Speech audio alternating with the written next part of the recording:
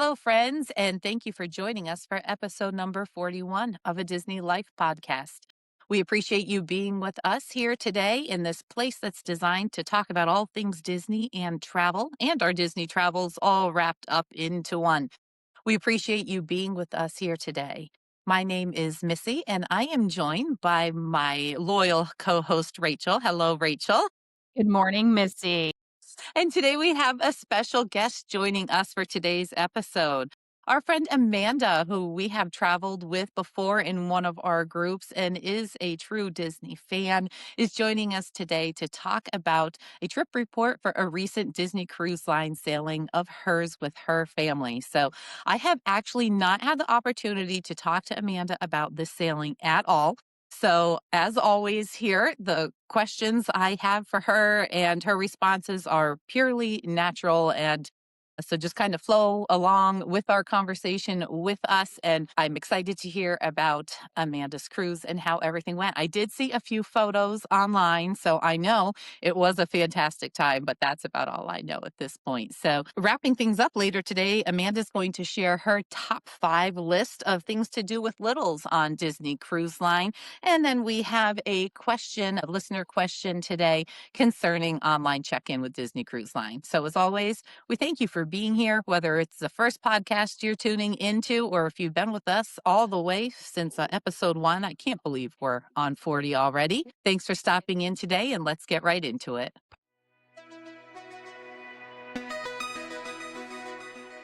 Hello, Amanda. It's great to be here chatting with you today. Thank you for coming on the podcast with us to talk about your Disney cruise. Why don't we get started with you telling us, all of our listeners, a little bit about yourself and your Disney travels? Thank you for having me. My name is Amanda. I live in Dallas, Texas. I've been married to my husband, Jared, for 14 years, and we have one son, James, who is 4 years old. Very exciting. And I have met James before. He is a little cutie. It's been a couple years. I think I may have the opportunity next month to be seeing him again. Is that correct? Yes, I am Okay. so excited for all of our friends to see him again because y'all haven't seen him since I think he was 1. He Wow. was a little guy. So what Yeah, I that makes sense. remember He was 1. I remember James opening a door, like a cupboard door in a stateroom and like getting inside and sitting in there. He was a tiny little thing at that point, but absolutely a sweetheart. But I love that you have since then continued cruising with him. And I'm sure you're going to have some good tips for us today, just with your own experiences of traveling with a little one. So I know you've cruised with Disney Cruise Line before. Do you know offhand how many Disney Cruise Line sailings you've had at this point? Yes, this was number 8. Number 8, and Okay. how many have you had James along with you? 3. 3, okay, alright, so he's getting there, cruising right through that Yeah. silver castaway status on his way to gold. That's just Yes, and he's also had a Holland America cruise and a Royal Caribbean cruise. oh, So he's been on wow. 5 So he's total. got loyalty to a few cruise lines at this point. I could Yes. remember joking with my kids that when they were little, that the most valuable thing I would give them as a child is their cruise status with various cruise lines That's because funny. they may not have a lot, but they're established with frequent flyer numbers for the airlines and with with Castaway Club and Ground and Anchor and all that. Valuable Yes, things we pass on to our Yeah, kiddos. right? James's birthday was, I think, 2 weeks ago. He just turned 4, and my brother asked what we bought him, like, what did we buy him for his birthday? And Jared and I looked at each other and we said, "Nothing." Like, we didn't buy our son a present, but he's going on a Disney cruise next month, and he's going to Disneyland And in that's it. August, and he's going to Disney World in October. Oh, Oh, that wow. is that is very exciting, and I am 100% for giving kiddos and all loved ones in my life experiences rather than just things that you don't really need. Mhm. By all means, if there's something that they really want or that they need, I'm happy to gift that type of thing. But when it comes to experiences, those are the kind of things that can't be duplicated and hopefully memories to last a lifetime. So I love that you're starting out early with James. So in addition to Jared and James, did you have any other friends or family along on this trip? Yes, my mom and my Aunt Carrie. Okay, so 5. I need to clarify, though, Jared did not go on this cruise. Oh, he was not on this Okay. cruise. Okay. All right. Yes. So this was, see, I'm learning something new already. So this was Aunt Carrie and mom and James and you. So what a special time for that little guy then, being with grandma and an aunt of his. And this is your aunt, correct? So James's great aunt. Yes, correct. It's my mom's sister. Okay, perfect. All right. So tell us, when did this cruise happen? What ship are we on? Give us the details surrounding that planning. So it was January 16th through 21st of this year. It was a 5-night Western Caribbean on the Disney Magic out of Galveston. Oh, the Magic. So our most classic ship of all. That's exciting. I didn't realize that's the ship you were on. So, like I Yes. said, listeners, I really have no clue what we're getting into here. So you're finding out along with me. I have not been on the Magic, I think, since 2017. I would love to sail on her again. I really think, based on the different itineraries we sometimes see the Magic do, it's definitely one of the best cruise options out there for Disney Cruise Line, even if it's not one of the newest ships. The Magic has been sailing since 1998 and celebrated the 25th anniversary a couple years back, and still a very special and unique ship. Do you think the size of the ship makes a big difference at James's age? I know when I sailed with you, it was on the Wish, so I know he's experienced at least those two in the Disney fleet. Did you prefer one to the other, traveling with the little one? That is a great question. I like them all. Okay, that is the best answer. All of them are the correct answer. I think that for my mom and my aunt, it was a great ship being small. Okay. Yeah. Just easier to get around, less steps in the Yes. hallway.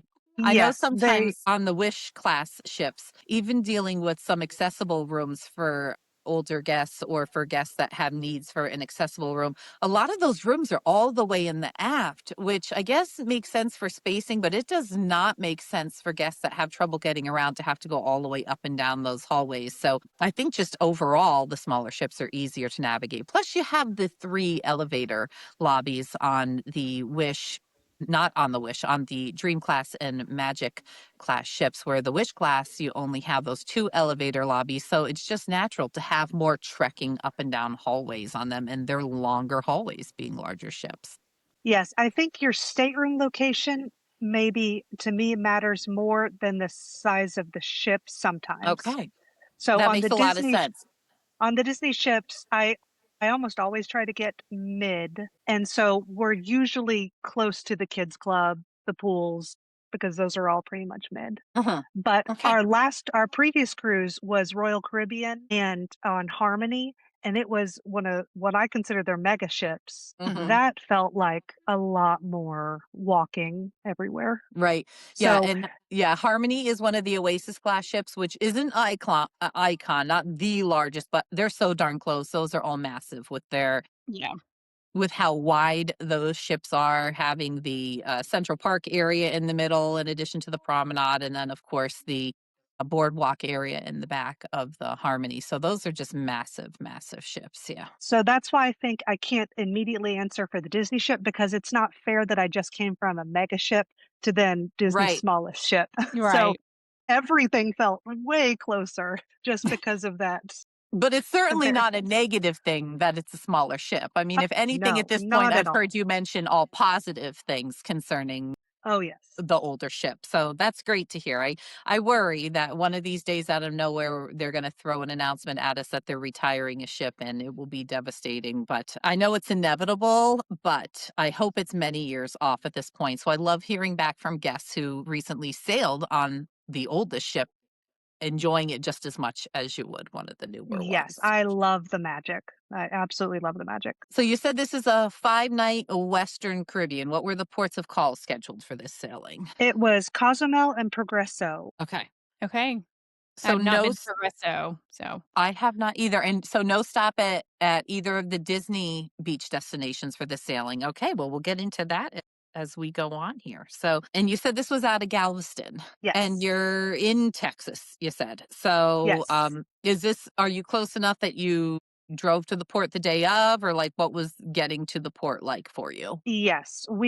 It's about a 4.5 hour drive from our Okay. house. And I have only heard horror stories about the day of. And so I was already scared about the day of. And so I made my family wake up at 4 a.m.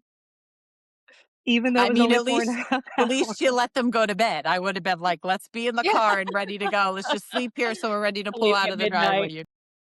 Yes, well, my aunt and my mom spent the night at our house. They were in our Sure. guest room, and then we woke up at 4 AM and we left at 5 AM. Mhm. Our port arrival time wasn't until 1, Oh, and so we wow. got to Galveston many hours earlier than that. So what was your experience at the port then when you arrived early? Were you allowed into the port area or did you not attempt that until your port arrival time? I've often heard people asking what it's really hard to schedule, like basically exactly what you just explained. You certainly don't want to be late, but you also can't be altogether too early because then where do you kill time for that extra time? And that's not just with Galveston, it's with any cruise port when you're driving there. So what did you do to fill that extra time then? So I am a rule follower 100%, and so I was not going to arrive before my port arrival time. Okay. So we went to Buc-ee's, we went Okay. to Walmart. That is never a bad answer. I mean, you could fill the whole day. We Yeah. just talked about Bucky's, I think, in last week's episode, Yes, we because that was did, a yeah. major thing for my daughter's band group traveling down from Pennsylvania. It was like almost as exciting as going to Disney World for some of the kids was having the scheduled stop at Bucky's. So that's a great place to fill some time. Yes, we went to Buc-ee's, we went to Walmart, and then I got discount cruise parking, and so that filled a little bit of time where we dropped off my aunt and James at the port with the luggage, gave the luggage to the porters, and then my mom and I went to the discount cruise parking, had to take the shuttle, so that killed a little bit of time too. But So then when we that's an off property type thing then. It's not through the port. Is that like a private company then you book that with and then shuttle over? Correct. I found Okay. it through my, Facebook group Okay.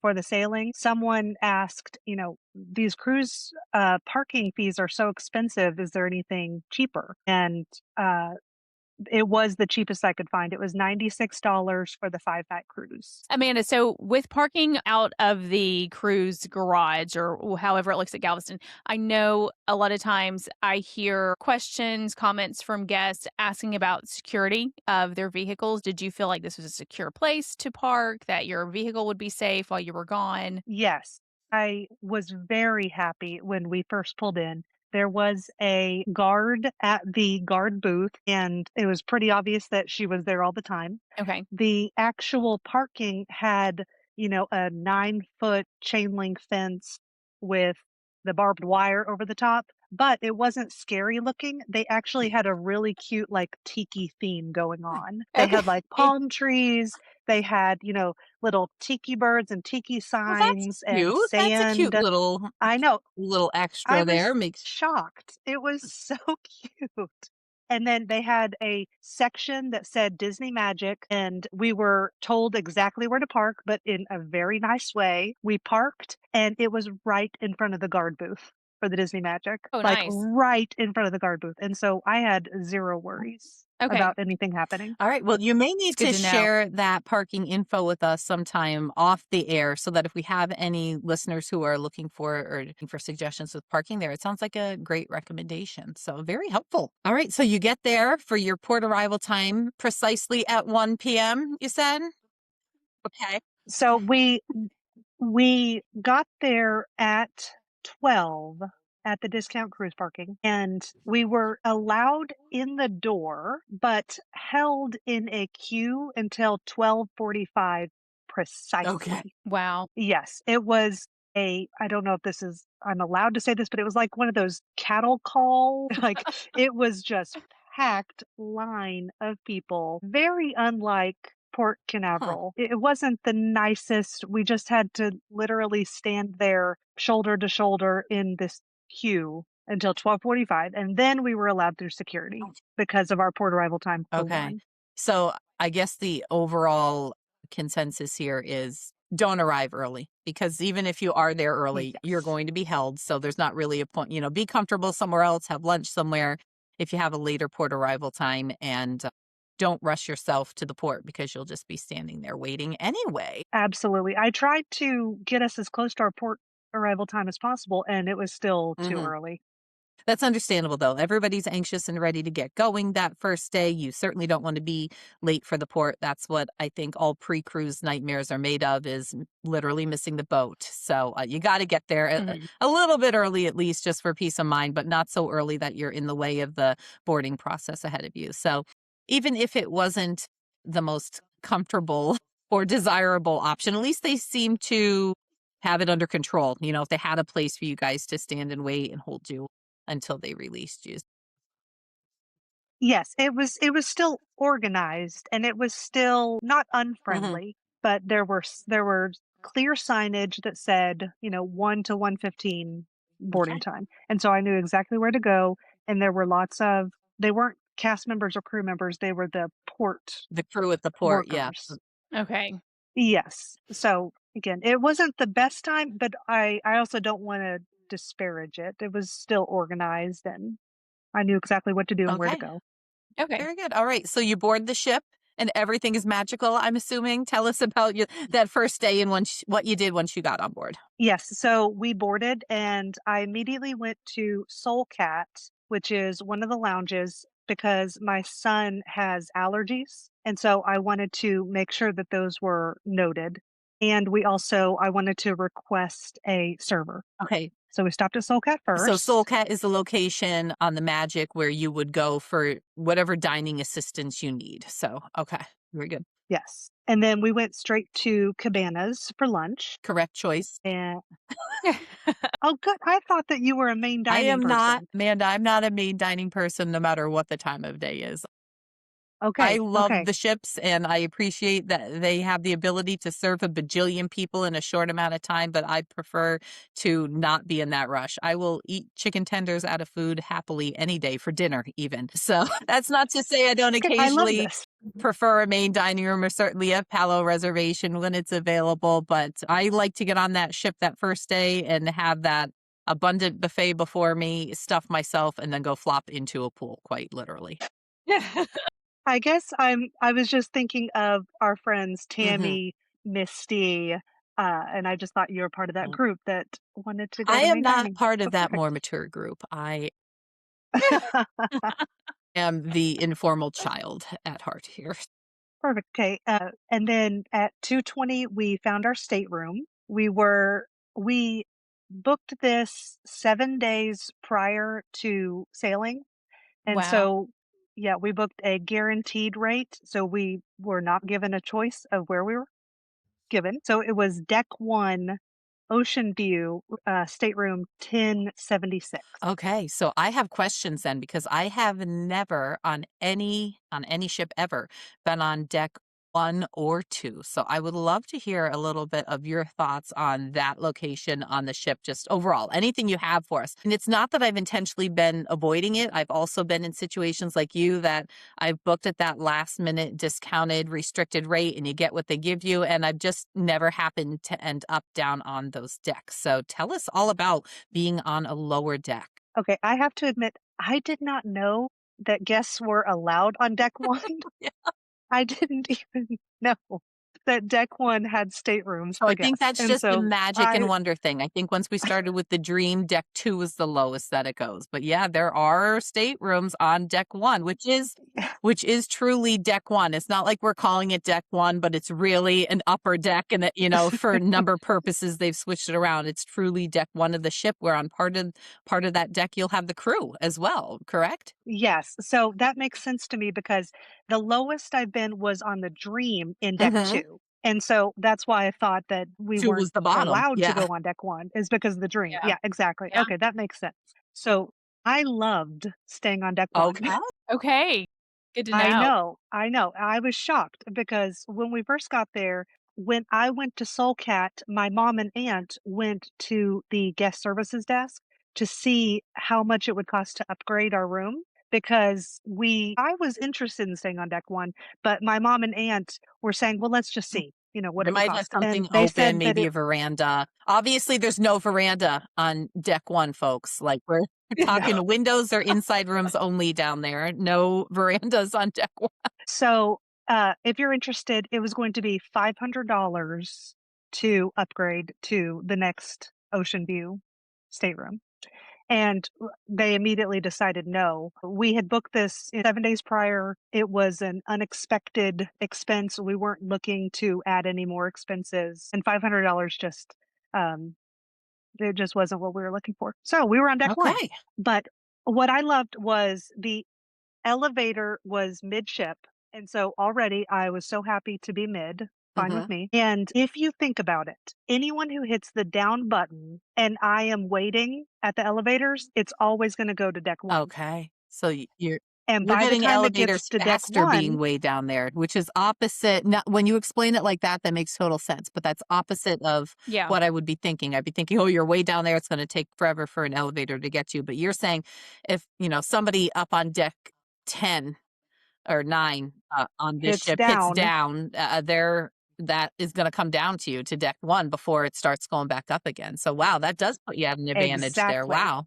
I know it was shocking and amazing. And once it gets to deck 1, anyone who's on that elevator would get off at deck 1, because if you're on, why Why are are you you riding just down if you're going up trying to and go up? down? Yeah, there's no Yeah. further down than 1. Unless you're those people and those people who that's the first elevator that comes and they will go down to go up. Well, So that and sometimes they're we Thankfully going all way find down. ourselves there eventually, like, especially the day that Yeah. everybody's disembarking and if you see an opening, you Yeah. better hop in You there go because wherever. it's gonna go down eventually, right?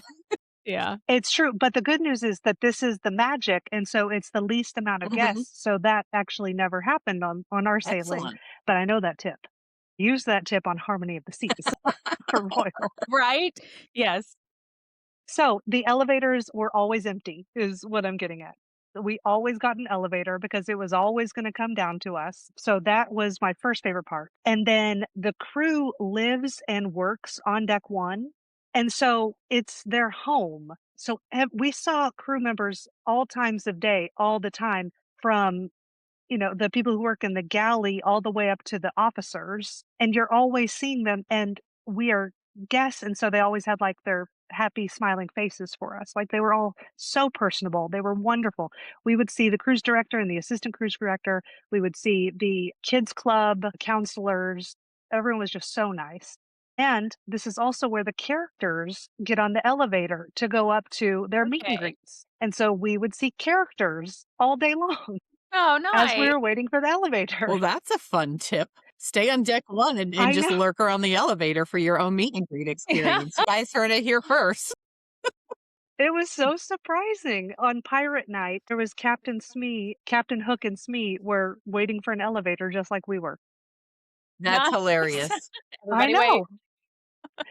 Okay, and then the last thing is that there was no movement, no noise, 0 seasickness. It was never rough seas, but coming out of Galveston and entering back into Galveston, the waves can be a little bit choppy, and so we would go up just, 2 or 3 decks, and suddenly, it could be hard to walk a little bit, and so you'd have to, like, hold on to the handrails, but on deck 1, it was like we weren't Hmm. moving, ever. That's good to know. You assume with smaller ships especially, and it's probably true that they do move a lot more. So it's good to know that if you don't enjoy the movement, obviously we recommend midship, but lower decks too. And so that is nice for guests, even guests who have not been on a cruise before and are worried about how will this feel.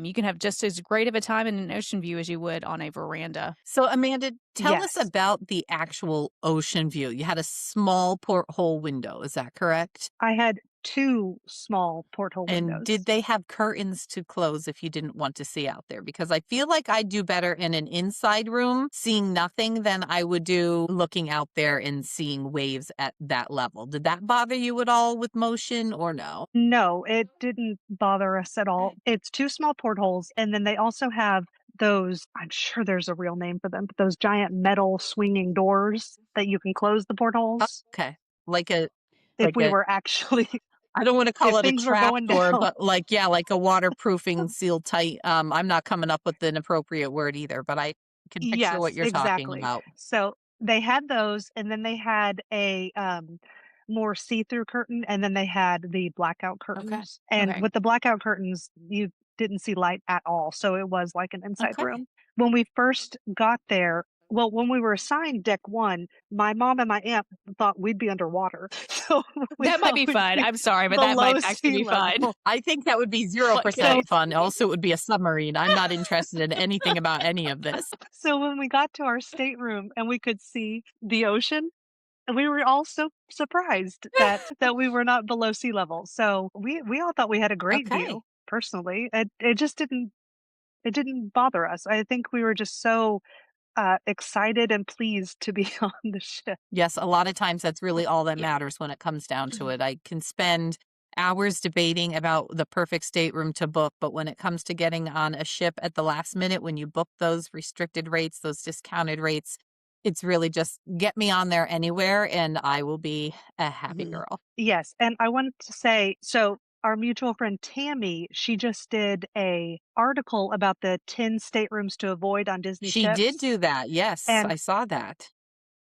that was approximately 10 days after my cruise. And her number 2 was deck 1 on the Magic class. And that is right after I had raved and raved about staying on deck 1 at the Magic class. So I did want to say her cons, just if any listeners are interested. So she said it's not a full passenger deck that you do share with the crew members, but I found that to be a Bro. plus. And then you only use one elevator, it's midship, because the rest are for crew, but I also found But that as again, a you pro, covered that. and Yeah. that the portholes are 2 small portholes instead of the 1 large one. Okay. And that is, again, I do accept that that is more of a con, but it didn't bother us at the end of the day. I would have liked one of those iconic large portholes that you can sit in, but So you get what you here's get. the thing. We all know Tammy. We've had her on the show here before. Tammy is our friend that's the author of the unofficial guide to Disney Cruise Line. She knows cruises and out, and she loves Disney Cruise Line. And I'm sure she agonized over trying to come up with 10 rooms to not encourage guests to stay in, because I know Tammy would certainly stay in any room on a ship as opposed to no room at all. So I also gave her a hard time following that article of hers because it just so happens that one of my favorite rooms was also included on her list. So it's kind of funny. But then again, it goes to show like she really did a research on this and had to try her best to find negative things about any of the rooms. So it doesn't necessarily mean don't stay in these rooms because they're bad. But if you're choosing between these and another room, then possibly choose the other rooms. But yeah, that must have been a tough top 10 for her to compile because I know she's a huge cruise fan. And it's kind Yes. of hilarious that out of the 10, now 2 of us have had 2 of our favorite rooms included on that list. But I mean, really, it just leaves more options for us if she encourages everybody to stay somewhere. Yes, and we know that Tammy also loves and accepts differing opinions, Mhm. and she wants to hear everyone's opinions Absolutely. too. Okay, so you got cozy in your stateroom, and then what did you do for your first afternoon on board? We took James to the splash pad immediately, Mhm. and I've actually never done that. I've seen so many articles that say, "Pack your swimsuit for the first day," Yes. and this is the first time I've It's a actually done law, that Amanda, so I'm glad you're because on board with this rule. You can consider it one of your strict rules to follow from here on out, and I know you're not a rule breaker. So come April, I expect to see you on board that afternoon with the swimsuit. I will meet you at a pool. Have you been on the Destiny I yet? have. Yes, I was on the Destiny. Okay. See, this is gonna be my first time on the Destiny, and so I think I'm gonna be looking around Is the this ship your way of instead of trying to swimming. tell me you're not going to meet me at the pool? So that's rude. We'll meet at the pool eventually, but maybe you can send James with my Annie and you can explore the ship. And Annie is a certified lifeguard. She knows CPR. She's a very responsible teenager. I'm bringing a babysitter for you, and you and I can go have some mom pool time at some point. Thank you. That's very kind of you. So we did the splash pad until it was time for the mandatory safety Oh, drill. that is such a drag. I'll tell you, that is not something fun to do in a bathing suit, and I run into that problem almost every time. Oh, no. If you want to give me a legit reason to not want to meet me at the pool on embarkation day, it's because you don't want to go to the safety drill in your swimsuit, especially if you're in the theater. That's awful. I've been there before. No, that was a bad choice. Yes, our drill was on deck 4. And so I thought we were so lucky because I love deck 4. And while we were there, we saw Oh, dolphins wow. Oh, swimming. nice. Yes, there were so many dolphins, and everyone around us was just so excited to see them. So that was a really, really nice moment. And then our leader, her name was Madison. She told us to look for her in the shows. She said, "You need to go to the shows." And when we saw the shows, she was actually the ugly stepsister in Twice Oh, Charmed. wow. That's so fun. I know, and then she was the blue fairy in Dreams. She was kind of a big deal, and so that was really, really fun that every time we saw her in the shows, we were going, "Oh, that was fun." After that, it was 4:30, and we went to the Sail Away party, and when we were on our way to the Sail Away party, we ran into the assistant cruise director, who his name is Michael, and I totally fangirled out on him. I embarrass myself all the time like this, but he was on our Norway cruise on the Magic, and I told him, I said that we were on that cruise, and then I actually pulled up photos that I had of him because he was doing the Frozen deck party. He was part of the entertainment cast. Oh, And nice. so I was showing him these photos and he was so, so nice. We just reminisced about that cruise a little bit. And then he said, "If you need anything, you just come find me and I will do whatever it takes to make your cruise magical." And so that was so nice running into him. And then did he regret that when you 12 times continued to just stand at the elevator looking for him, making special requests? Is that what you did? Well, I did see him several times, and he was so nice every time we saw him at those elevators on deck 1. He would be like, he would say, "Are you having a good cruise? Do you need anything?" It Aw, was just so nice. that's amazing. I kinda wanna stay on deck 1 now, Yes. you guys. Well, you Okay, and can't then on our at next one, you absolutely cannot. on at 5 p.m., we went to the DVC member celebration, and it was a cute little trivia game, and that was really sweet too, because with, again, such a small ship, the leaders of the trivia game, like from the audience, then you would see them throughout the cruise. And we would go, "Oh, that was our leader." So that was a Aw. lot of fun. And they had free drinks and a meet and greet with Goofy. Oh, that's cute. Oh, Very nice. fun. Yeah, it was nice. And then at 5:50, we went to get seated for Tangled the musical, and we sat 7 rows stage center. Oh, wow. You were right in the middle. That's excellent. Yes, my mom and I are very big theater people. My mom has a degree in musical theater. She was a theater Wow, teacher. I didn't know that, Amanda. Very cool. I knew that you had Oh, great yeah. interest in theater and that you still participate as the cast in some performances, but I didn't know mom had the history too. So we'll need to chat about that next month when I see you. Oh, yes, yes. My whole life, she has loved theater, and my dad was in theater, so I am just a theater kid. And so we were going to see these musicals, and we were going to sit close. So we got to Tangled, and immediately we could tell that Mother Gothel, I knew that the Disney Cruise Line had Broadway guest artists, and I could tell right away that she was one of the Broadway guest artists, and she was. So Mother Gothel was amazing on this cruise.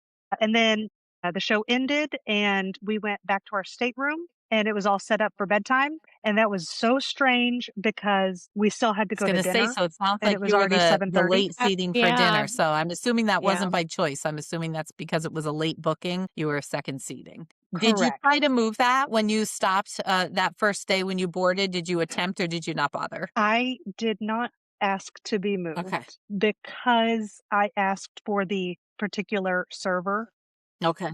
and I just wasn't even thinking, to be honest. I'm gonna chalk it up to having booked so late and then the wake up at 4 Mhm. a.m., the worrying about James's allergies, plus requesting the server. It just didn't even occur to me to request early dining.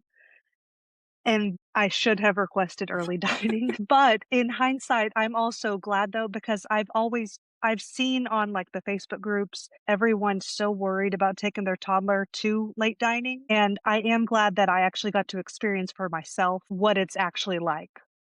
And I would like early dining Okay, as long that's as good my to know. son is Diplomatic a answer. At least you tried it. No, we were that oddball family. When our girls were little, we always booked the second seating for dining. We would want to stay at the pool through the 5 o'clock hour when to us it seemed to be the best time swimming for the day because everybody left to go to dinner and we would take our time, occasionally see the shows, but we always enjoyed that second seating for dinner with our kids because, of course, at home we're on our strict schedule and everybody knows that children thrive on routine. So do adults. I think if we all kind of stuck to a better daily routine, we'd all be more well rested than not. But when you're on vacation, it's just kind of a little bit different. So at least you gave it a try. You know that it's not the best option for you. I don't know how we would fare these days. Last night, when my kids were getting ready for bed, and they're college and high school now, my college daughter commutes to school, and it was a long day for her. She doesn't get home from some of her rehearsals till 9 p.m. And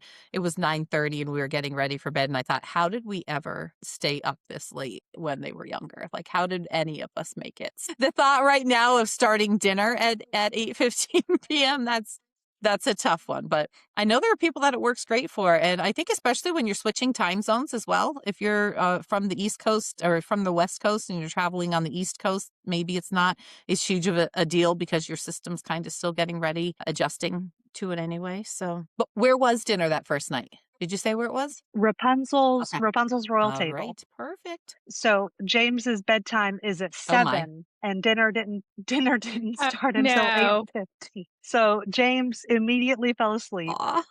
and our servers made a bed out of 2 chairs and they put down a blanket and then they rolled a blanket, several napkins, and then they rolled several napkins and made him a pillow. And he did not eat that night. He slept literally the Oh entire my dinner. goodness. Well, you girls had a nice dinner to sit around and talk.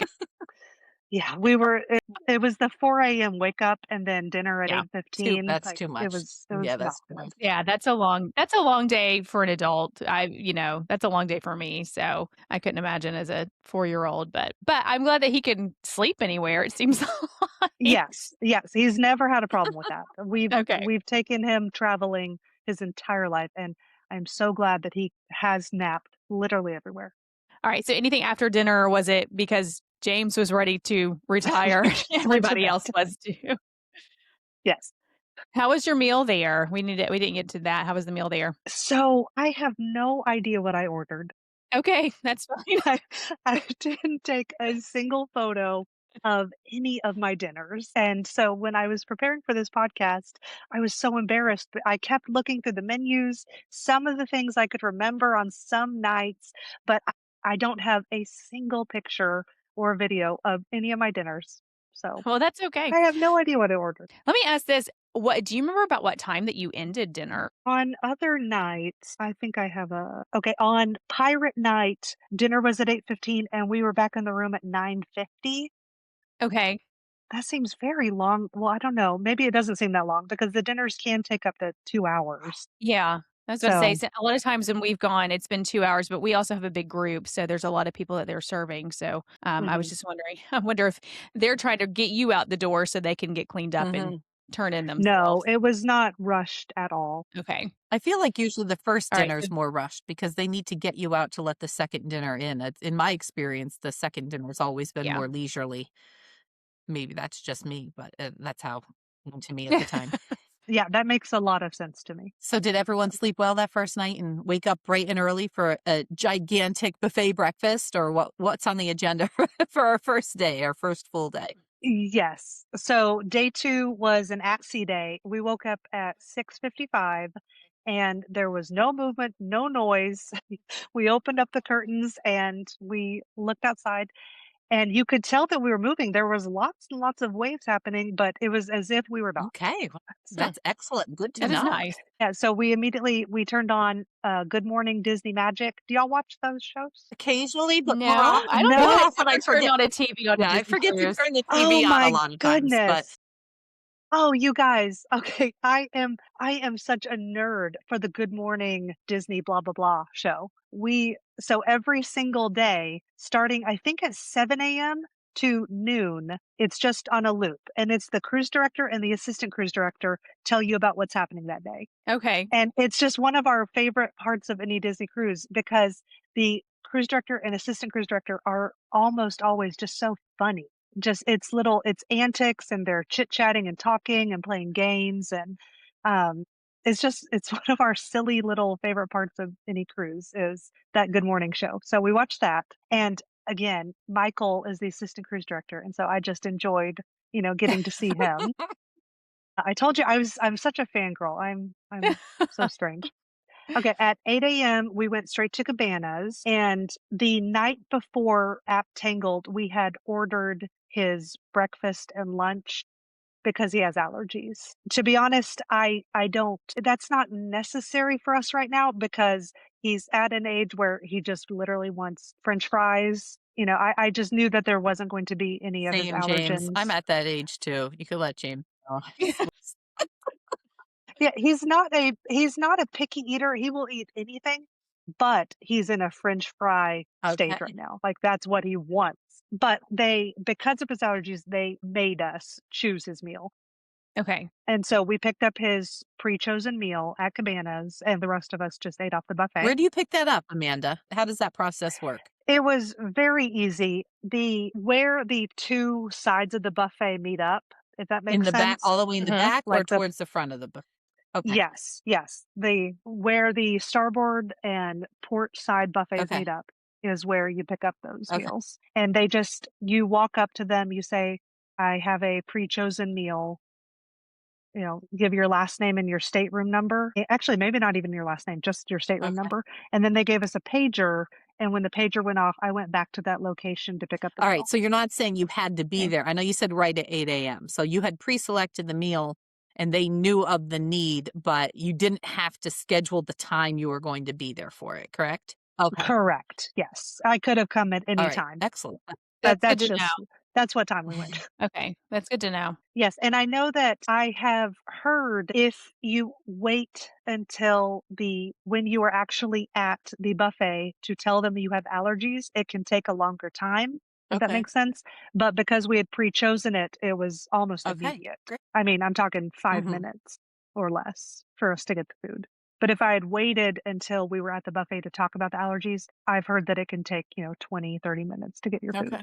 All right. Helpful. It's great either way that they work around that and that you can feel confident knowing that they're paying attention to it and they take it seriously. And I'm not going to say mistakes never happen because surely they must from time to time, I would imagine at least, but they're taking it seriously and listening to you and taking the safety of your child is the number one priority. So I think in that situation as the parent, waiting a few extra minutes isn't a big deal, but at the same time, you don't want to be wasting half an hour of vacation every time you eat, having to sit and wait for that special accommodation either. So I love that they offer that option to order ahead of time and makes it a little more convenient and gives you a little more peace of mind there. Yes, and it's easy because he's a toddler, and so he wanted his food. Right. If everyone else was eating, he wanted his food. So it was best for him that we were able to just Very get it. quickly. Yes. Okay.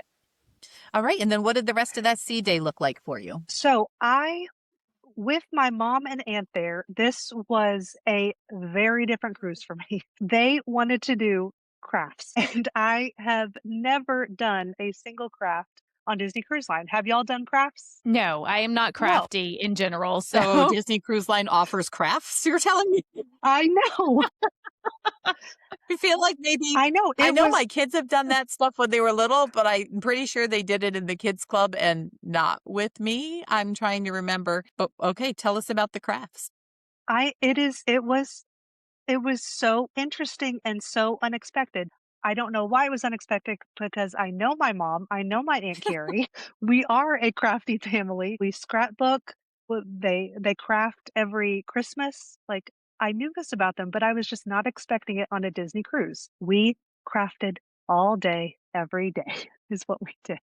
So starting at 9:45 a.m., there was coloring at Soul Cat, and we spent so much time at Soul Cat because that is where most of the crafts were happening, was at Soul Cat, the lounge. So we started with coloring, and then at 10:30 a.m., my mom went to Anyone Can Cook at D Lounge, Okay. and Aunt Carrie, James, and I stayed at Soul Cat, and it was Learn to Draw Pluto. I And feel then at like an 11, it artist could come was in and literally hold my hand and I still couldn't sketch a Pluto or anything else. I have no artistic talent whatsoever. So I am incredibly impressed by those who do. So that's a super cool thing to do. And did James give this a try also? Did he draw a Pluto? He did, and I cannot wait for you to see the photo because his Pluto looks like Pluto. Well, we're gonna need to I get that was up here. We'll have to shocked. get that up on our socials for our viewers to see I was James's so artistic shocked. work. Yes, he was able to draw Pluto. It was amazing. And then at 11 in Soul Cat was Disney movie quotes trivia. Okay. So they would do a craft and then a trivia and then a craft and then a trivia. That's how Disney Cruise Mhm. Line sets it up. So that was Disney Movie Quotes Trivia. And then at 11:45 was 3D Tangled Crafts at Soul Cat. And I actually brought it. So you made, what is that made out of? Is it It's paper? Oh, wow. it's So it's a paper. Pascal. For those of you listening that are not watching this online, it is a paper. It's not origami, is it? It's a 3D paper It is, Pascal. yeah, it is a It is. Okay. origami. It was a flat piece of paper and then you color it in and then you create it. Like And you you use managed to Okay. get origami that to make home a without stand. crushing it. So that's very impressive. It's very Yeah. impressive. And then after that, I told I told them, "Okay, I cannot stay here.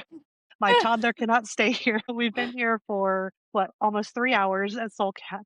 So Wow. we went up to the pool deck for Phew. lunch, I'm and this starting to is worry one about of you, Amanda, like not getting to the pool at all. so one of my favorite parts of any Disney cruise is the wraps on the pool deck.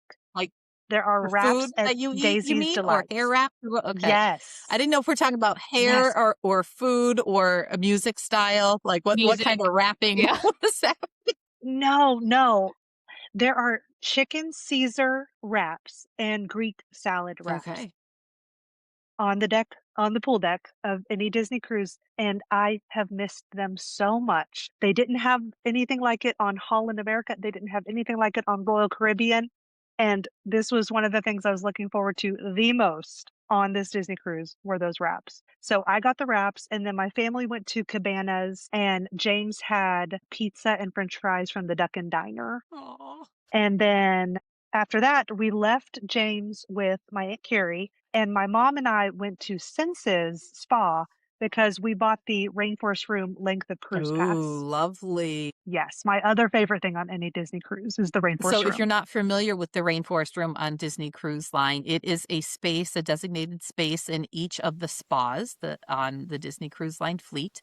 Every ship has a spa, and this is an area that is really designed for pure relaxation. Depending on the ship, they have some different offerings, but there's typically some tile lounge beds, a sauna, an ice room, a steam room. There's usually a hot tub designated for that area, some different showering options. And there is a locker room there for your ease and comfort, so that you're not having to walk up and down the hallways from your stateroom to the spa. You can get changed there in the locker room if you'd like to. So what parts of the rainforest room did you enjoy with your day pass? Oh, and I should mention the day pass is something that's optional. You can purchase it for the length of your cruise, or sometimes you can purchase it once you're on board for day of. It's subject to availability. And the pricing depends on the ship and the sailing as well. But how did it go for you, Amanda? And what was it that you enjoyed in there? So our 5-night cruise for the length of cruise was Oh, $99. that's pretty reasonable. And I've I seen it know, go I for a thought so lot too. more than But that, I think. this is the Magic class though. And so the Magic does not have the hot tub Okay.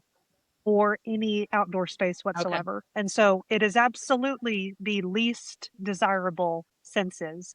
But my favorite part of a Senses Spa Rainforest Room is the heated Hmm. loungers. And so as long as they have the heated loungers, I am happy. So to get our money's worth out of the 5-day cruise, I told my mom that I wanted to spend at least 1 hour a day in Senses, and then I would feel like I got Okay. my money's worth. And that's what we did, was we did 1 hour a day. My mom's favorite part are the saunas by far. Okay. And my favorite part are the heated loungers. So love the heated loungers. When you say rainforest room, you know how like sometimes somebody says a word and like a thing pops in your head. When you say rainforest room to me, it's the heated loungers are the immediate thing that I think of on any class of the Disney Cruise Line ships. They all have those, and I love those. Yes, me too. And I think of the soundtrack just that spa Relaxing music music, yeah, and playing. we should all have that a little bit every Yes, day in our lives. Yes. yes. Agreed.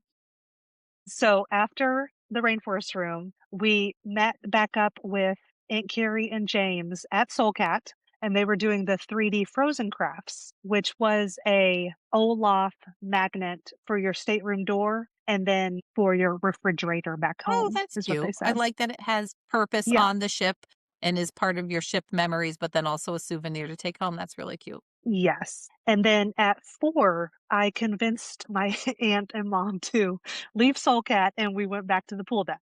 So they were Very proud. playing Wreck-It Ralph. They were playing Wreck-It Ralph on Funnel Vision, and we played Farkle, which is a dice game, and I got the drink of the day. So I got the drink of the day, 1 drink of the day every day. So that was Okay. another one of my wants, was as Yeah. long as I got 1 drink of the day every day, I'd be happy. Yeah. So I don't want to put you on the spot about your spending, but is it still accurate that the drink of the day is really, I think it's around just $6? Is that still accurate? Did you pay attention to the receipt there for that? Yes, I absolutely did. That is why I was going to get 1 drink, is because, again, this is such a last minute cruise. My husband and I are strict budgeters. Uh, when I went on this cruise, we discussed a budget for me, an amount of money that I was going to be able to spend. The rainforest room was one of them. I knew that I was going to spend $99 on Mhm. that. And then the drink of the day was Okay, $6.95. good to know, which I And think then is I super believe reasonable and could because the drink changes each day of the cruise.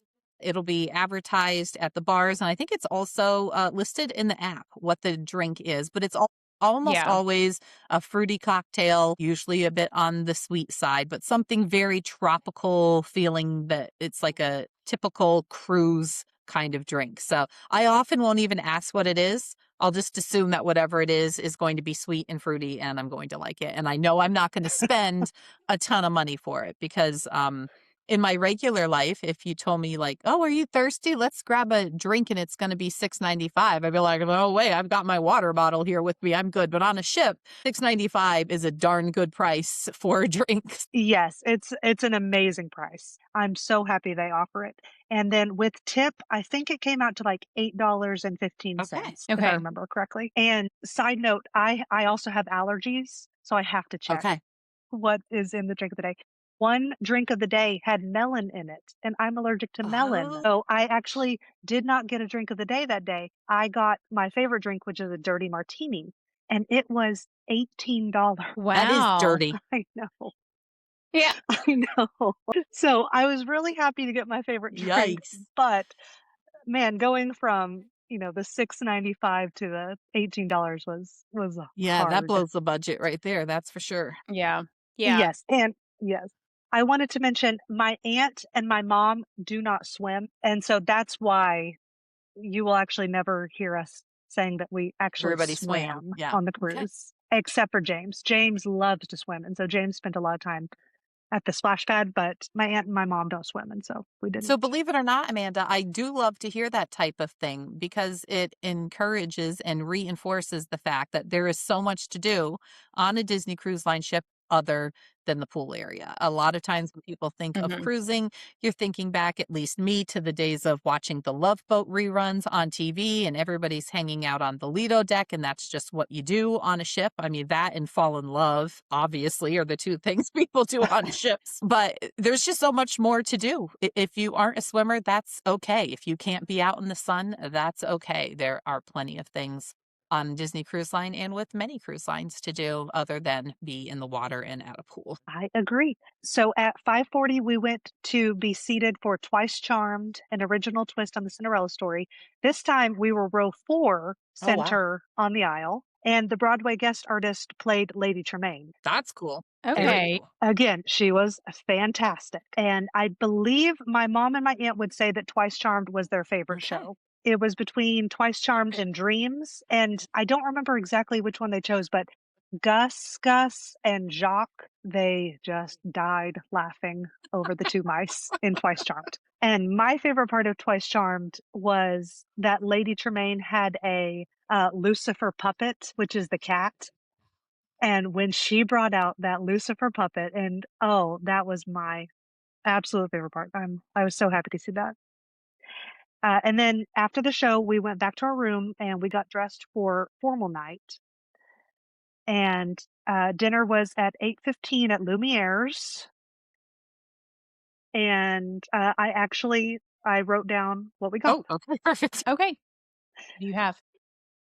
So my mom got escargot for the first time and she loved it. After that, she asked our server if she could get it at the different dining rooms for her Oh, wow. appetizer. And could she? Were they able to accommodate that? Oh, yes. Okay.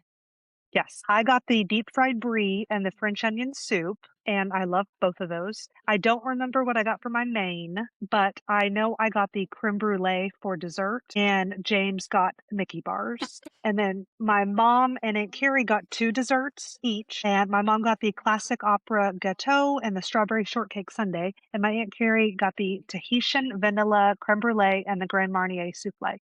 So you had it all That covered, all sounds basically. wonderful. That's a lot. Yeah. That's a lot of good sounding food there. Very good. How did James hang for dinner on this night? Much, much better. I think the non 4 a.m. wake up call really helped us. And then something I did for the very first time on this cruise was we put out a fish Mhm. extender bag. So I just brought a Disney Cruise Line bag from home that we had gotten on a previous cruise, and I hung it on our fish extender for James. I thought we were on deck one, maybe we would get one thing, two things. Our bag was full every Oh, single night, wow. Oh, like full, full. It was insane. And the reason I thought to bring it was for these long dinners. And so for dinner, I brought our fish extender bag to the table so he could look through what he got. And the other guests who pixie dusted us provided the entertainment for James. that's a good That is a idea. That's a That is a fantastic idea. really fantastic idea, actually. It reminds me of Yeah. back when before kids would all have their own little entertainment devices for on planes, when I used to go out and pick up special little inexpensive toys to take for the girls to play with on airplanes because it was a time that you knew there wasn't gonna be a ton else to do. They were gonna have to be in that seat, and, their smart little minds work so well. You give them something new, and it can be a significant entertainment for them. So that was really smart thinking taking that down there. Thank you. Someone gave us two little cars. I guess they saw that on our door, we had door magnets that said, James, and it was Spidey and his amazing Mhm. friends. And so they knew that he was probably of age to enjoy a car. Yeah. And those cars provided entertainment for the 2 hour dinner. That's amazing. Yes. So he did very well on this dinner. Yeah, that sounds like it. So after dinner, my mom and I left James and my Aunt Carrie in the room, and we went to Fathoms, which is in the adults only area, and we saw Match Your Mate, which is one of my favorite parts of any Disney cruise. Match Your Mate is a newlywed style game where there are three couples. The first couple is usually on their honeymoon on the cruise, or they just got married. That's my favorite one, is when they had their wedding on the Disney cruise that we're on. And so they are the newlywedest of newlyweds. And then the third couple is the couple who have been married the longest. The couple on our sailing had been married for over 50. That's Oh, amazing. I wow. love That's sweet. that. It was amazing. And then the middle couple has been married, maybe 5 years, 6 years, 15 years, somewhere in the middle. And then it's the newlywed game between those three couples to see who knows each other the best. And I just love it so, so much. And then after it ended, we went back to the room. It was 11:25, and Aunt Carrie and James were asleep in the stateroom. Well, good for them. That's So nice. it's worth noting Yeah. that for Match Your Mate, these are real, actual cruise guests who are traveling along with you. So you never know what you're going to get when it comes to this kind of interactive game. I've seen some very entertaining ones. I've seen some that were not entertaining because to me, they were trying a little bit too hard, I think, to push the envelope there on what you really feel comfortable knowing about complete strangers. I definitely run into sometimes that they seem to forget you're going to see these people for the rest of this cruise. And I have been in the Yep. elevator the next day with one of the couples, and you mentioned something that they said on stage last night, and then they're absolutely mortified that they shared these private details of their life with all of these strangers on the ship. So It's usually a good time to go and watch. I don't know if I would ever want to actually participate in it, but it could be a good time. It could be a not so good time. You just never know with live entertainment. Yes, and the magic is a small ship. We saw the 3 couples all the time, multiple times. We would see them at the buffet, we saw them at the shows, we saw them everywhere. We couldn't stop running into them. The oldest couple stood right in front of us in line for Dreams the very last Mhm. night. And so, like, we were just listening to their conversation the whole time because they were right in front of us, and we were going, We "Oh know my what god, you talk we about know them." at We know home in about private. you. Yeah. They were Yep. there. So they had been married for 53 years. They were there with their adult children and their Mhm. families. Oh, were they in the show? Were they in the show? Yes. I've seen Yeah. that before. That's awkward. That's so awkward. Like, when you're But they were so sweet though. You know, the older yeah. couples are usually just the sweetest. All of their stories just have that like shine of Mhm. the old I to think the them. Yeah. older couples are the ones who are smart enough that they've planned ahead for what their answers would be because their adult children are in the audience and they want to keep it a nice, clean PG version of mom and dad. Well, I always find typically the older couple is usually the crowd favorite, and, I mean, some people can give answers and the crowd will turn on them, like, it's kind of the sailing that all of us were on the Wish, the couple that was the middle couple, the crowd kind of turned on them at one point, and it just doesn't go back from there. Yeah, I think those people would fall in the category of they were trying too hard for this. Yeah. The middle couple are almost always the trying too Mhm. hard. So, all right. So James was tucked in and sleeping away the night by the time he got back. And how about the next day then? Bright and early was he up? 6:50 Okay. was our wake up, and we went to Cabanas. This was actually Cozumel day. We were in port from noon to 6 p.m., but we did not get off the ship. Okay. Okay. We didn't get off. We spent every day on the ship. We treated it as if every day was an at sea day. There's a couple different reasons. Because we booked so late, you know, there was no excursions that we're going to, for one, pay for because again, it was just a last minute thing. And two, my husband asked me not to take my blonde, blue-eyed little baby boy off the ship without him. Okay. That all makes sense. I totally get that. Yeah. Yes.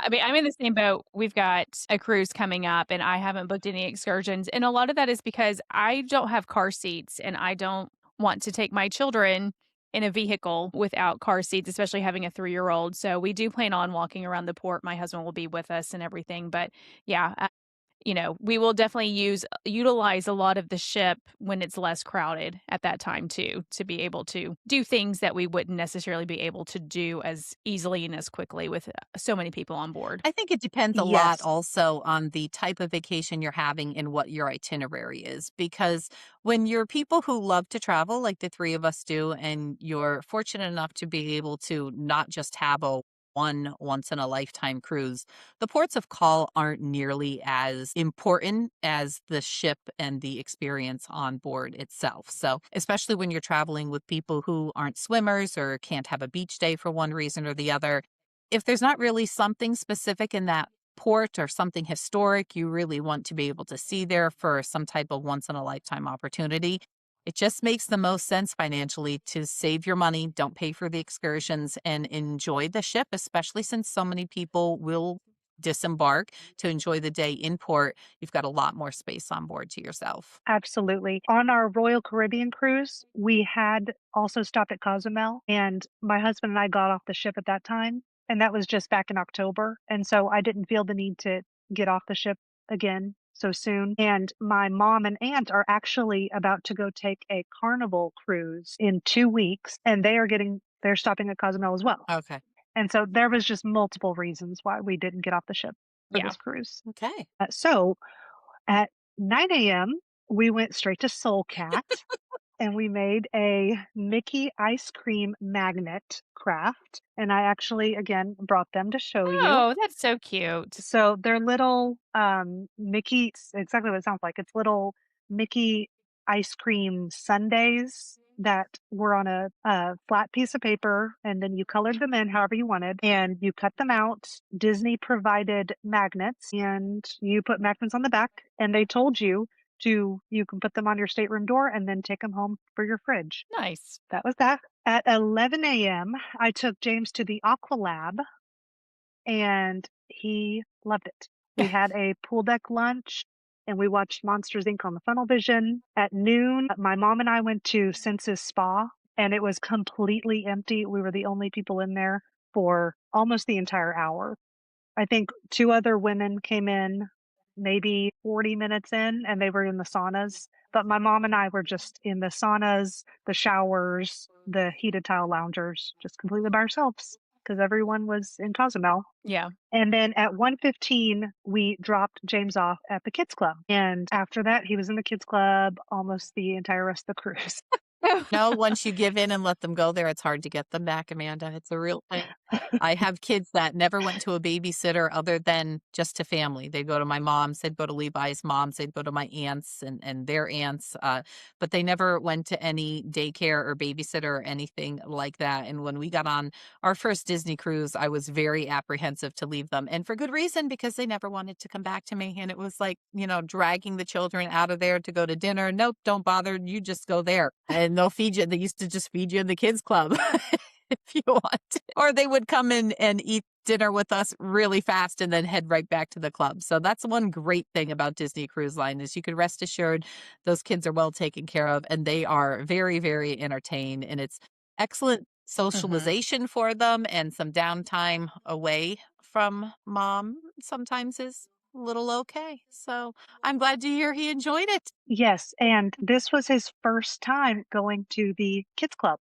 He has been to the Oh, nice. nursery every other time. So he was 3 on this cruise, on this sailing, and so he could have gone to the nursery, but I definitely wanted to try him in the Oceaneer Club and Oceaneer Lab, and I'm so glad I did because he wouldn't have been fine in the nursery, but you have to pay for the nursery, and I didn't have to pay for the Oceaneer Club. So in his previous Disney cruises, he was 6 months, 1 year, and 2 years, and so he's Okay. always just been in the nursery. So this was his first time in the kids club. And what did he do? Another So good budgeting tip then. So, when your kids are old enough to go, it's included as long as they're not in the nursery. So we went, my mom and Carrie and I went to the adults only area and we like, as in the pool, the adults only area pool, but we didn't swim. We played Farkle and I got the drink of the day and I actually wrote down what it was. It was the Nautilus, which was tequila, cranberry juice, fresh lime juice, and agave nectar. I Okay. would drink that. Yes. And I need to say that every time I got a drink of the day, my aunt would get the non-alcoholic drink of the Oh, day. okay. Yes, every time. It was so funny because we would say, "Okay, you ready for the drink of the day?" And hers was almost always some type of smoothie, Mhm. Mhm. ice cream concoction, and she loved hers and I loved mine, so it was perfect. Excellent. At Okay, so at 3:15, we went to D Lounge so that we could do Walt Disney trivia, and at 3:30, we went back to Soul Cat because there was origami. And Amanda is Oh, no, showing us she made oh, a that's not beautiful ship, a Disney Cruise Line ship. Let's see it again, Amanda. Okay. Very nice. It's well, an I just origami remembered ship.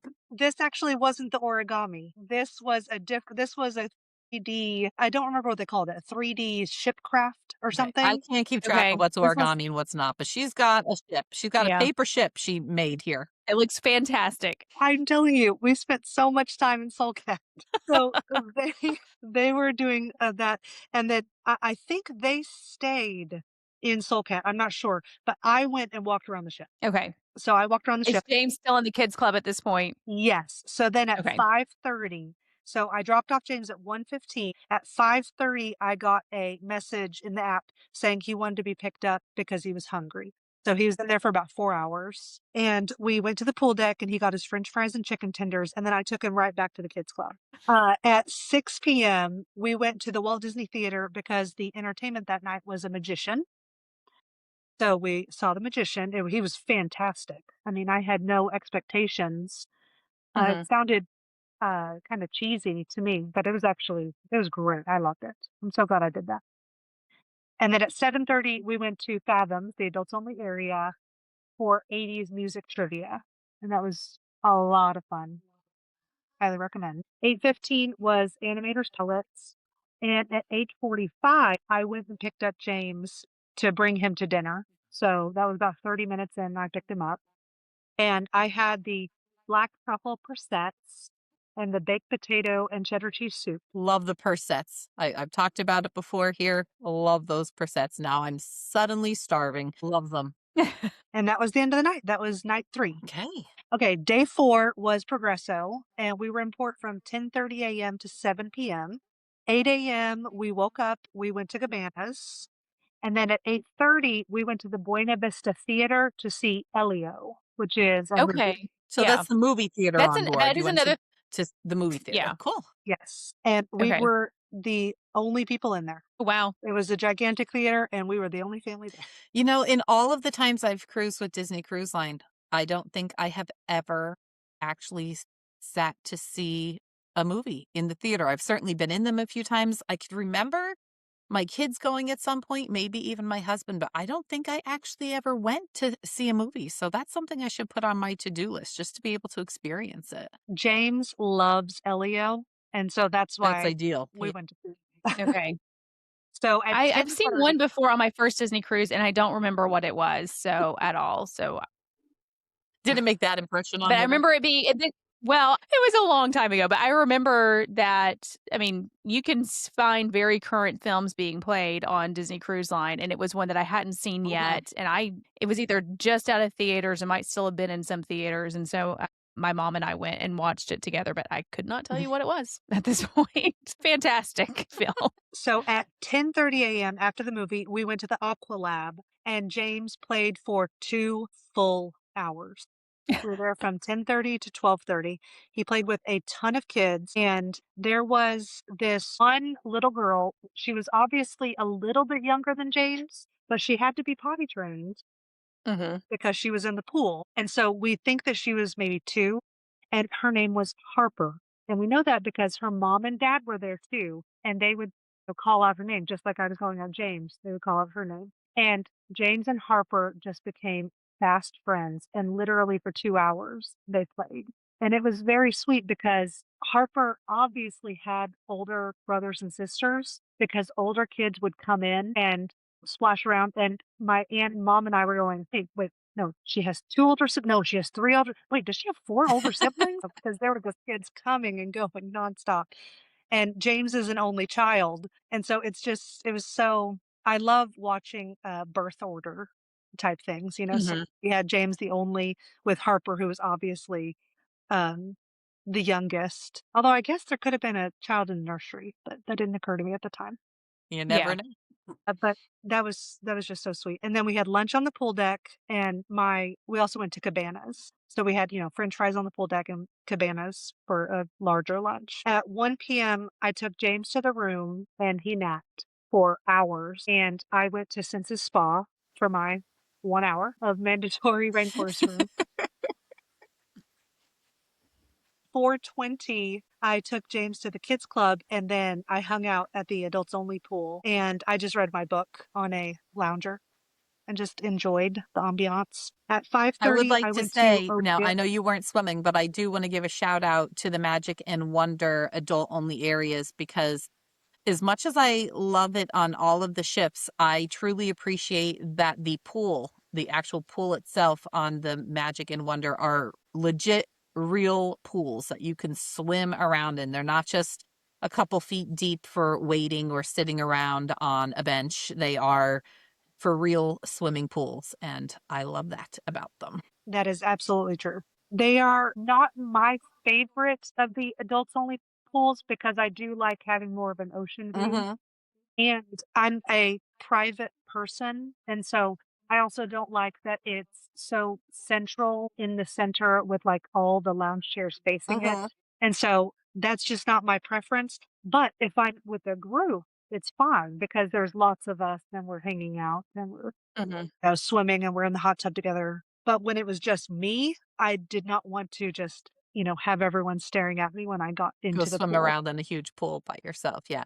And I think a lot of the things that we see on the newer ships are designed more towards larger families and groups traveling together, with the bench seating that we see in the pool areas. The cove, the Quiet Cove pool on the Dream and Fantasy are the smaller ones that just the circular pool itself makes it more of a, I want to say more inclusive. Like you don't really feel like you have privacy there, which is ideal for when you're traveling with a group. But yeah, I like the traditional, I guess, old school pools on cruise ships more than I like the newer wading pool type style. But any of them I would imagine would be great for lounging and reading. And all of them, I think, have some lounge seating somewhere that would face out to the ocean. Certainly down on deck 4, if not in the pool area. So, Yes. So at 5:30, I went to O'Gill's Pub with my mom and Aunt Carrie, and we played the games. I was very surprised at how many games there were at hmm. O'Gill's. Just, there were, I mean, I don't want to exaggerate, 20, 30, 40 board games for us to Oh, choose wow. from. And we chose Taboo, and we had so much fun playing Taboo because my mom forgot the rules of Taboo. I haven't played in ages either, but I feel like game nights are something that every family should make it an effort to try to get one in, maybe once a month or even every few months. I know people are so busy anymore, and it's just nice to sit there across from the table with your family laughing and playing those kind of games. So it's pretty cool that the cruise line provides those, like has those games readily available because it's not something you'd really think of doing. At least most people, I don't think, would at home or on a ship. But when it's right there for you, you're more likely to participate. We are absolutely a gaming family. We play board games every single Mm. week together. And so we brought Farkle and we brought cards, and we brought Uno. We brought all those games in our luggage. And we started by playing Farkle and O'Gills, but then when we saw all the board games, we switched to Taboo. So, we spent 2 hours there, and then at 7:30, we went to Fathoms for 90s music trivia, which is finally more my decade. I'm a 90s kid, and so I loved the 90s music trivia. At 8:15, I picked up James, and we went to Animator's Palette for Pirate Night, and I got the deep-fried Calypso crab cake, the Barbary Coast falafel, and the rum-soaked chocolate cake. Nice. Sounds wonderful. So tell Yes. us what the experience is in Animator's Palette on the Magic, because I know it's different across the fleet depending on the ship you're in. So what currently happens in Animator's Palette? Is it a black and white restaurant when you first walk in and colors added? Do you know exactly how that works? Yes, the first night that we had animators, it was the black and white, and on the screens, they started with the sketches and then slowly sketched more. Then they added color, and then finally at the end, it becomes the show. Right. Okay. And I had confused the magic class with the dream class because I thought that we were going to be doing the drawings Mhm. on the first night, but that's not the magic class. The magic class has the show. Okay. Mhm. So there was no drawing. It was the black and white, 2 color, 2 full I may drawing. be wrong. I would need to look this up, but I think maybe the Magic is capable, but only does it on longer sailings. That makes a lot of sense. But I'm honestly not sure at this point. And part of the reason I was asking was because I'm like my fog right now, like, wait, what ships have what for that? But yeah, we'll check on And it. on Pirate Night, it was full color drawings of piratey things. And I really loved being in animators for Pirate Night because it was broken down into like time segments. So it would say, like, it would show up Pirates of the Caribbean ride. And then it was just, maybe 5, 10 minutes of only pictures of drawings of the ride Mhm. in Mhm. Disneyland, Disney World, Shanghai Disney, all the different piratey rides, and it would show all those pictures, and then it would say, like, Pirates of the Caribbean film, and it was drawings, like, from the film, and it was just really interesting like that it wasn't just generic piratey things, it actually had a flow to it, and it was changing, every 5 to 10 minutes during the 2 Hmm. hours, which was really, really nice, I loved it. So then at 9:50, we went back to the room, and we put on our eye patches and pirate hats. My mom and Aunt Carrie, I've never dressed up for a pirate night, but my mom and Aunt Carrie, when they heard there was a pirate night, they said, "We are dressing up." And so they had gone to the store and found piratey things. So we put those on, and then at the elevator, Captain Hook and Smee were waiting there, And Oh, so nice. my son was standing there dressed as the little pirate, and he was just awestruck, that they were there, and it was so sweet. At 10, we went to deck 10 port, and we were equal to the stage because we did not get there early at all. And so I knew that we weren't going to have a great view. That wasn't my goal. My goal was really just the fireworks, to be honest. And so we had a great view of Mickey, but we didn't have a good view of the stage really at all. But then when the fireworks started, we had a fantastic view, and it was an easy exit because we were right beside the elevators, if that makes sense. Okay. And then 11 p.m. we were in bed. Nice. Another busy day. Yep. And then so day 5, this is our last day. It was an at sea day. At 8 a.m. we woke up and I bought Wi-Fi, and Okay. it was $26. Before the cruise, Jared and I had discussed how we were going to talk, how he was going Mhm. to get to talk to his son and myself. Right. The text messages were able to go through no problem without a charge. And so Well, the that's entire good. trip I was able to text him. But then we discussed that on our last day, um, I would actually buy the Wi-Fi package, and I did. Okay. And it is not a cheap Wi-Fi package. It is an expensive Wi-Fi package per day. Correct. It was $26 for one device for one. Wow. Yeah, but I paid it. Yeah. And I do appreciate that there is an option to pay just by the day if you choose to. You could either purchase for the Mhm. full week or by the day. So it's nice to not be forced to buy it the days that you don't need to have it. Yes, I agree. And I did want to post on social media. I would have preferred to post on social media every single day in real time, but that just wasn't in our budget. And so we chose that Yeah. one to Mhm. post in real time. So we went to Cabanas, and then well, no, Aunt Carrie and James went to Cabanas, and then Aunt Carrie dropped him off at the kids club. My mom and I went to Senses, and we went as soon as it opened because we knew it was an at sea day, and so it was going to be packed. Mhm. So we went at opening so that it was empty, and it was. That's a good idea. So we spent our last hour at the Rainforest Room. At 10:15, we went to Cabanas for breakfast, and then Mom and Aunt Carrie went straight to Soul Cat for crafts. I walked around the ship to take pictures and videos personally. Mhm. So that was about almost 3 hours later. At 12:40, I got a spot for Jack Jack's Diaper Dash, Another very and popular event, racing babies. Yes. yeah. My mom, this was my mom's second Disney cruise, and she hadn't seen the Diaper Dash, and it was Aunt Carrie's first Disney cruise, so she hadn't seen the Diaper Dash, and so I was really excited for them. I'm sure my mom is gonna listen to this, but she had a little sass for coming. She didn't want her craft, and I told her, I said, "Mom, you have to come to this, like, it's so silly and fun, and you don't see it anywhere else." And so I was saying, Yeah. "Mom, get away from the craft." And so they came, and then the diaper dash started at 1. After the diaper dash, we went to the pool deck, and they were playing Lilo and Stitch, and we had ice cream, and then we went to Cabana's lunch, and after Cabana's, we went and packed up the room. Oh, the worst part of every sailing.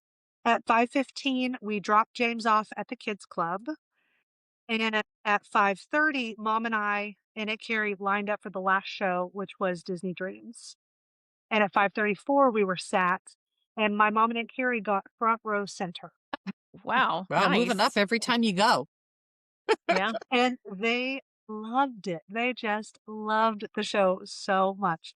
We got there, the show didn't start till 6, so we were there 30 minutes early. So I got the drink of the day while we were seated at the show. And that day it was a cool breeze, which was vodka, peach schnapps, cranberry juice, and Sprite. Okay, that sounds good. It was delicious. So Dreams was from 6 to 7. And then at 7:30, we went to Fathoms. We thought we were going to 2000s music trivia. And when we got there, because that's where all the other music trivia had been, was Fathoms. We got there and it was actually a cabaret show for the Broadway guest artist. It was called Songs Forever After, Oh. and they were doing the 2000s music trivia in O'Gills. So it was really sad because people would walk in, see that it wasn't music trivia, and walk Oh, out. man. There were literally probably like 6 of us in Fathom for this show, and it just broke my heart for this Broadway guest artist that there was no one staying. Yeah. Yeah. Even though I really wanted to go to 2000s Music Trivia, like, I just said, "Well, let's stay here," because for one thing, we're Broadway people. My mom and I obviously were theater people, so we were gonna watch this, but it still just broke my heart every time someone would walk in and walked out. And then walk back out. Yeah. So it was called Songs Forever After, and it was the Broadway guest artist. And then afterwards, it was our final dinner, which is at Rapunzel's Royal Table, and Mom got the escargot from Lumiere's. At 8:30, 30 minutes in, I went to go get James, and Rapunzel apparently came to the table when it was just Mom and Aunt Carrie. Oh, So we missed Rapunzel, and then at 9:20, James and Aunt Carrie went to the restroom, and that's when the other character, Hook Hand, came to the table. So James missed both poor James. characters. But did Uh, he see them on the elevator? That's the question. yeah. Did Well, he? he Yeah. didn't see those characters at the elevator. I got the ravioli I don't know how to say this. I got the ravioli, and then Okay. my main was the spinach, zucchini, eggplant, and ricotta-filled potato crepes from the vegetarian menu, and that was delicious. I do remember that one. That was probably Yeah. one of my favorite meals was that Okay. final dinner from the vegetarian menu. At 10 p.m., we went to Till We Meet Again. And I don't think I've ever done this actually. I think that might have been my first time going to Till We Meet Again. But I knew that James was voicing the characters. Mhm. And so this was another thing that it was a little bit hard to convince my mom and Aunt Carrie to come to. It was 10 p.m. and they didn't know what it was. And when it starts, they just brought the characters down like one by one. And then the characters just disperse and they were going like, okay, because literally that's in the first 5 minutes. And so they were Yeah. like, okay, well, let's leave. And I said, no, this is like the meet and greet. Okay. So my mom and Aunt Carrie took James around and they told James he could choose whoever he wanted to go meet. And so he chose Mickey, Pluto, Goofy, and Minnie. Oh. And it was just awesome because, like, no waiting in line, the long Mhm. lines for characters that can happen, no having to plan it out. It was just, James, who do you want to meet? And he would just say, and then he got to meet them. And Aw. so it was just bam, row. And so Till We Meet Again ended, and then we were in bed by 10:45, and that was the Oh, end. nice. That's not bad at all that if he met all those characters in that amount of time and Yeah, it will because I think they meet and greet for 15 minutes. okay. And so in 15 Wow. minutes, he met 4 of the characters. He also Nice. met, um, they have characters from the shows there, Mhm. meet and greet, and he also met some characters from Twice Charmed. So Okay. 5 characters in 15 minutes. Wow, that's impressive. That's quite impressive. All right, so now the worst part of any cruise, the day that not only are you getting off the ship, but you have to get off the ship. That's always the hardest part, navigating all of that. So, how did that go? So we woke up at 7 a.m., and then by 7:40, our Daisy was already called, so we were allowed to disembark by 7:40, Okay. and we disembarked. We took Did you walk off your luggage or did you leave it out in the hallway the night before? we left it in the hallway night before. All right. That makes things easier. Some people prefer not to do that, but it does make things easier as you're traveling with children to not deal with big suitcases. Yes, we've always had great luck in the baggage claim area, Mhm. and it was really easy. It was seamless, organized. So we Good, took good. the shuttle to the car, we drove home, and then we were 3 hours in to our drive home of our 4.5 hour drive. We stopped at a Chick-fil-A. While we were waiting in line, a large man came up to James and I and said, "Were you at the splash pad?" And I looked at him and I said, "Oh my gosh, are you Harper's Oh my dad?" goodness. And he said, "Yeah." And Harper's mom walked up and she said, "Oh my goodness, it's you guys." And I said, "Harper's mom." And he recognized us right away because they played in the splash pad for 2 hours together. Yeah. And they were just so kind and sweet. It turns out that Harper has 3 older siblings. Okay. So she is number 4, and they only do Disney cruises and only in January on the Magic out of Galveston. Oh, wow. Okay. They have never done Disney World. They've never done Disneyland. And to be honest, it never occurred to me that there were people who only did Disney Cruise Line. Never. Who are these And so it was mysterious just so people? it's so interesting that there are Disney cruise only people who don't go to the parks. It was just, again, really interesting. But that was the end of our trip, was at Chick-fil-A seeing Harper's mom and dad, and it was just so sweet that they recognized us. It was a perfect little ending. Yeah, definitely. One last goodbye. What a of all the places, of all the Chick-fil-A's in all of Texas, they We ended up at the same one. At the exact time. And now if Just James what ever are wants the to find odds? Harper again, he just needs to reside on the Disney Magic through the month of January every year, Yeah. and maybe he will eventually find her at the splash pad. Well, Amanda, I am thrilled that you guys had such an absolutely fabulous time. I appreciate you sharing that trip report with us of your experiences. I always enjoy talking through things and getting different perspective. I do want to backtrack real quick. While we were chatting, I pulled out my unofficial guide to Disney Cruise Line. I always keep it behind me, and keep a copy handy. This is last year's edition, but it is still accurate to say. I wanted to track back to our discussion about Animator's Palette. And I did confirm that Animation Magic does take place on your second evening at Animator's Palette on cruises that are 7 nights or longer. So you need to be able to have all of the guests dine 2 times in Animator's Palette in order to get that drawing magic show. And it does take place in all of the ships that have Animator's Palette. They've been updated with that technology at this point. But unfortunately, your sailing just wasn't quite long enough this time. So that's why you didn't experience that. But thank you to Tammy Whiting and her book, because I rely on this all the time. That's why I keep it handy. Actually, that one is here in my recording room because this year's 2026 copy is downstairs in my living room because I refer to it often.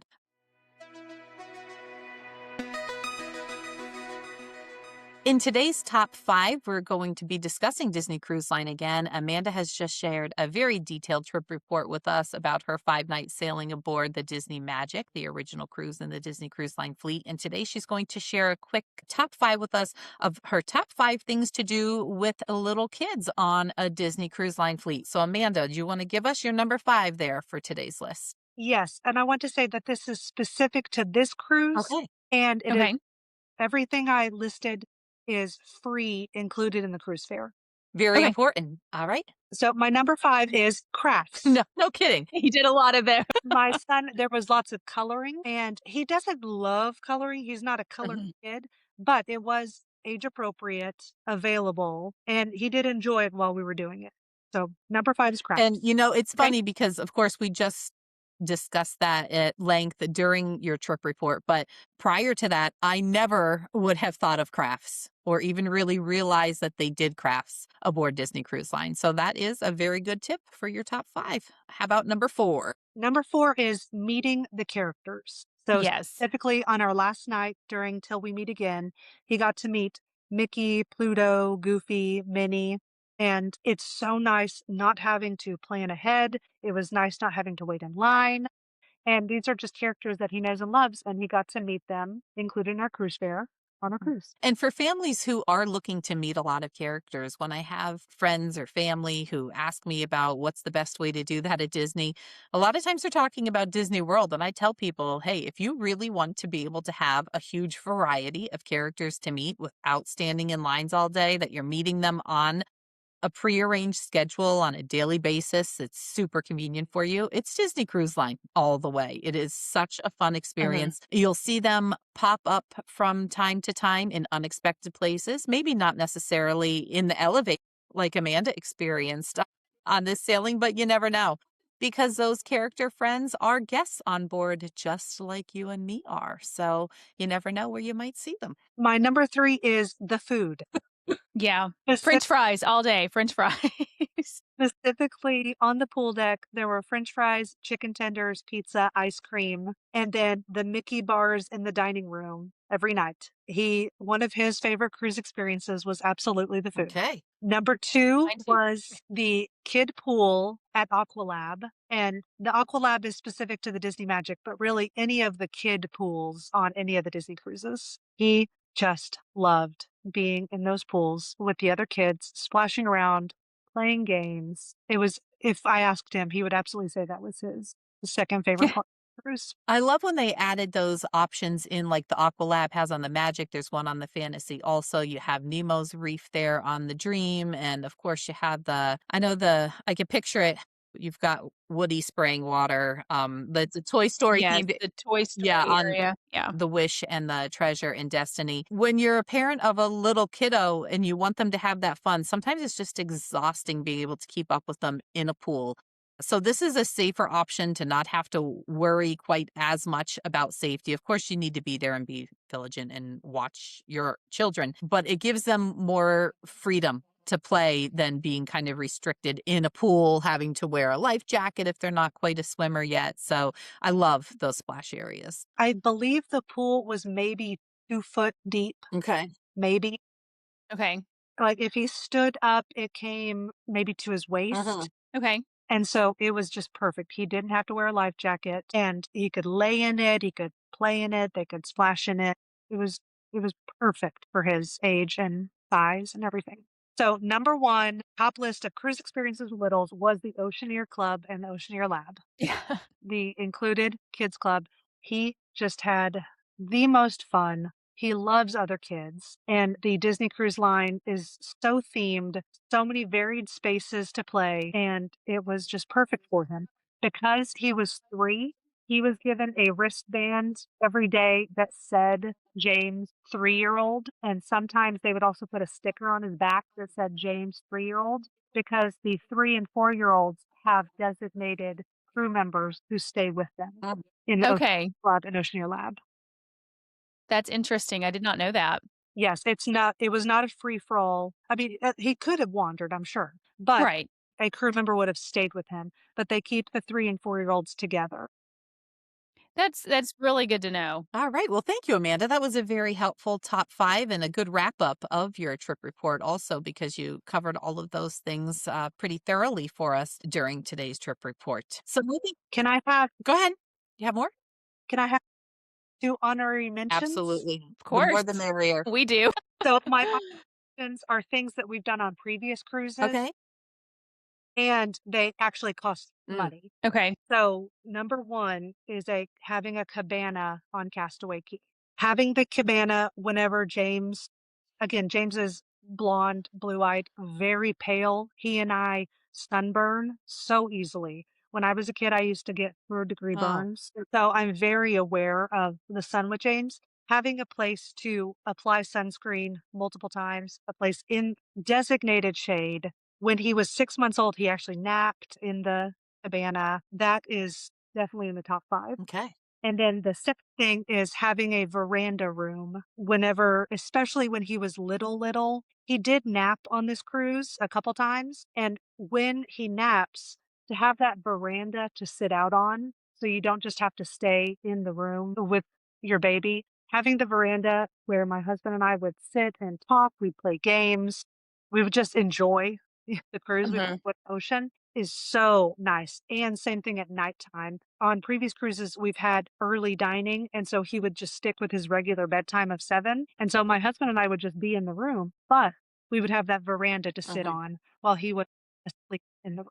So those That's are a good my 2 yeah. That's a good point. Yeah, I think it adds a lot of value to your vacation in certain situations to have the veranda. If you're somebody who's going to be busy and not in the room the entire day, there may not be as much value in it. But if you know you've got littles or even older kids who, for some reason, need to get to bed a little bit earlier, maybe you're traveling with a friend who goes to bed a little bit earlier and you don't really want to be out and about around the ship yourself, you have that private veranda area at night to relax on and enjoy the waves and the ocean air. So Mhm. definitely added cost, but one that can be well worth it for certain guests. On his first Disney cruise, we actually upgraded to concierge, and so we had the concierge veranda stateroom, and my husband and I would trade off going to get the included drinks, and we would bring them back to the stateroom. So because it was just us with the baby and we didn't have a babysitter, and so we couldn't go out to the adults only lounges at night, we would just go to the concierge lounge, get our alcohol, bring it back to the room, and have it on the veranda. That's even more upgraded experience to even just having the veranda with the Like baby. your own private Yeah. lounge there.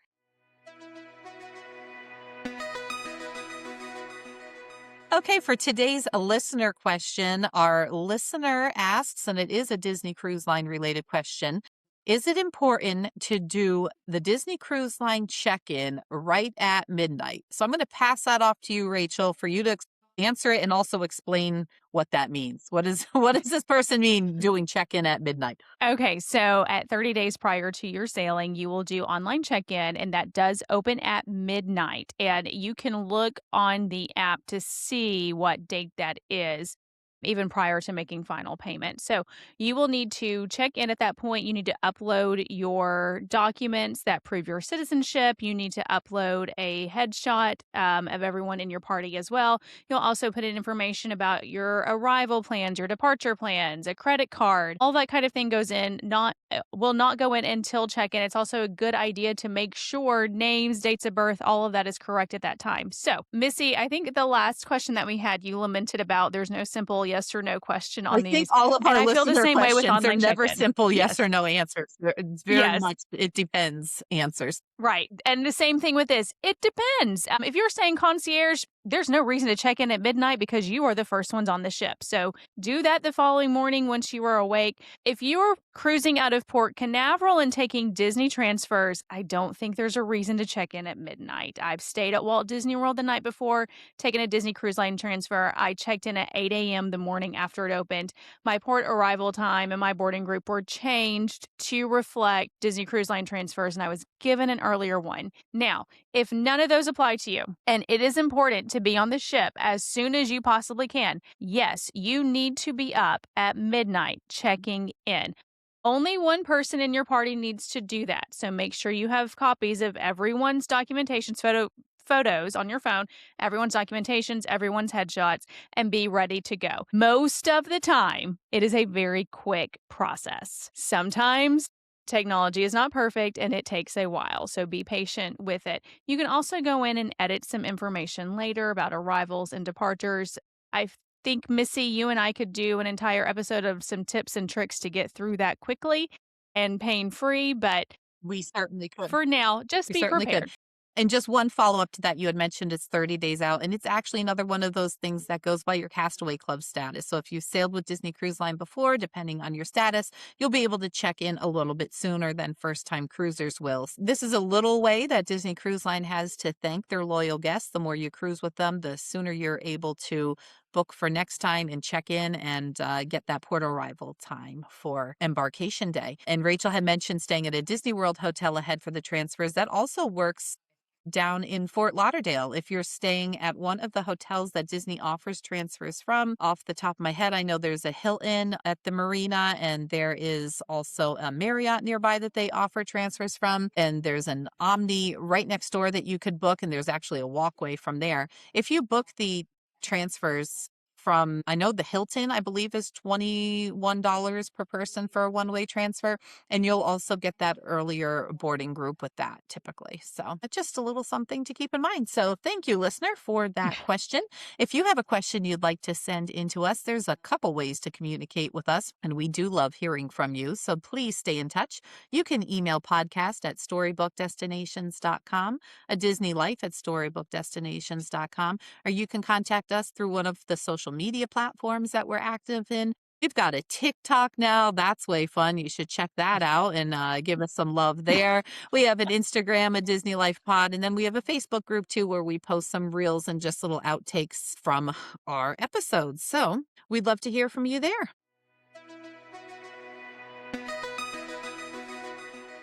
I'm going to wrap things up today with a tip of the week, and it's something Amanda actually noted on a little bit during her trip report today. She mentioned her son James having a Mickey bar for dessert at dinner. Now, a Mickey bar is the Mickey Premium bar that you can get in the Disney parks. It is a typical popsicle stick with a vanilla ice cream and a dark chocolate semi-sweet type coating on it in the shape of a Mickey head.